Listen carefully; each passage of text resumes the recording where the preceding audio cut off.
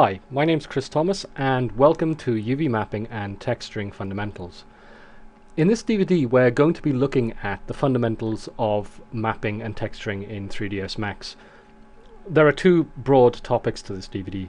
In the first half of the DVD we'll be looking at UV mapping itself, and mainly we'll be looking at how we apply UV mapping to objects, what implicit UV coordinates are, how to actually work with those UV coordinates with bitmaps and other 2D textures and so on. In the second half of the DVD we'll be looking at procedural textures, which come in a number of different guises. There are 3D procedural textures, there are 2D procedural textures, and there are procedural textures that use a number of special mapping systems to actually map themselves onto your objects. So in that part of the DVD we'll be looking at these procedural textures, how we can work with them on our models, the caveats that we have with them, how we can work those around those problems. In some cases those problems can become features, useful features, and how we can use those features in our productions and in our scenes, and so on. And we finish off the DVD by looking at the sources that I produced for the cover art for this DVD, and in that we just run through quickly how the UV space was arrived at on that model, and how textures were applied to the model, and so forth. And we finish off by having a quick look at a composite of that source into a little scene that I set up. So let's quickly run through the chapters that we have here on this DVD. In chapter 1 we're going to be looking at UVs and asking what are UVs. We ask what are UVs, what are they used for, why do we need UVs, and we'll basically look at the very basics in that chapter. In chapter 2 we then go on to showing how we actually show our materials in the viewport, and that's both bitmaps and procedurals. We're able to actually preview those in the viewport, and in that chapter we're actually looking how we can get the best quality preview in the viewport, and also there's some guidance there on when not to take the viewport preview of a texture at face value. In chapter 3 we move on to looking at implicit UVs. What are implicit UVs? When do we get implicit UVs? What kind of objects actually supply them to us? When will we not get implicit UVs? What are the circumstances when we'll actually have to apply UV coordinates ourselves? And when we move on to that in chapter 4 we're looking at applying UV projections, how you do it on a very basic level, when you need to do it, how this projection takes place, and so on. And then in chapter 5 we actually look at that topic in a little bit more detail, where we actually look at the UV mapping modifier itself, and we see how we apply the UV mapping modifier to an object, how we can work with the various UV mapping schemes to match up with the kind of geometry that we're working with, how we can manipulate those schemes and align them with the object, and so on. In chapter 6 we're looking at a little tip which I came up with a couple of years ago working on a project, which is how to actually get your UV gizmo, which is actually in the UV mapping modifier, how to get that to actually link to another object in your scene. And that allows you to actually animate that object and have your UV gizmo transform along with that object. And it can be useful when you're trying to do certain special effects. So if you actually try and link the gizmo itself, you actually find there are issues with that. So that chapter actually shows you a pretty good workaround for that problem.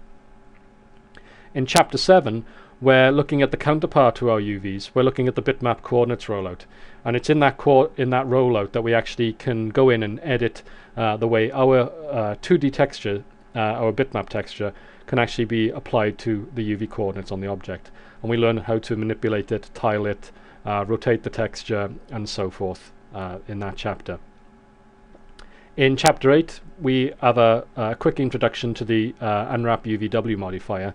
That's something that we'll be covering a lot more in DVD 2 in this series, but I thought it was very, very sensible to actually have a quick introduction to that modifier in this DVD, just to give us an idea of what it does, what it can be used for, and how we can use it to get a basic idea of our UV space and how it actually corresponds to the polygons on our object. So then we move into the second half of the DVD, procedural textures, and in the first chapter in that section, chapter 9, we'll be looking at procedural textures themselves. what are procedural textures, what are the types of procedural textures. You know, there are 3D ones, there are 2D ones, there are ones that use special sort of mapping systems. So we quickly just run through what a procedural texture is in that chapter.